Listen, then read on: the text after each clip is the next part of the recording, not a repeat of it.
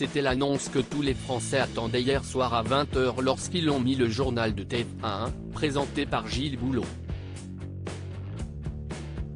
Présent en plateau, Didier Deschamps a pu y annoncer en direct la liste des joueurs qu'il a choisi de sélectionner pour participer à la Coupe du Monde, qui va se tenir au Qatar dans une dizaine de jours.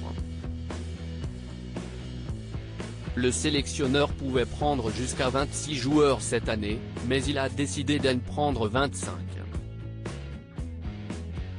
Si on retrouve sans surprise les stars de l'équipe, comme Kylian Mbappé ou Karim Benzema, il y a quelques noms qui n'étaient pas forcément attendus, comme celui de Jordan Verretou. Assez peu connu du public français, le joueur de 29 ans est passé par de grands clubs, comme la Rome en Italie et depuis cet été, il joue pour l'Olympique de Marseille.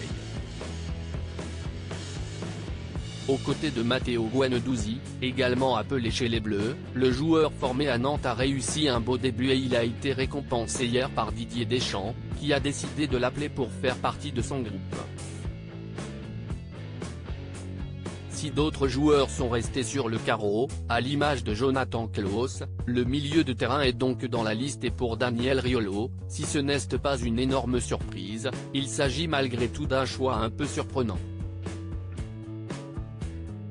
Il y a le cadeau, ça fait un petit moment que je l'attendais, il est quand même tombé dans l'émission l'Afterfoot où il intervient chaque soir de semaine, le journaliste en couple avec Géraldine Maillet est revenu sur ce choix du sélectionneur.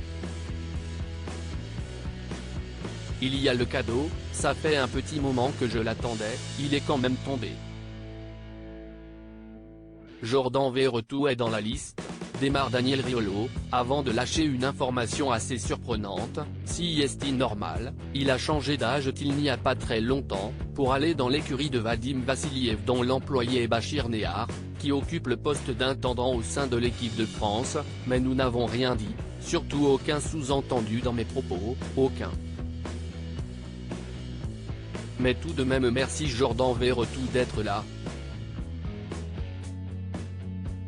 Mais si est juste une information.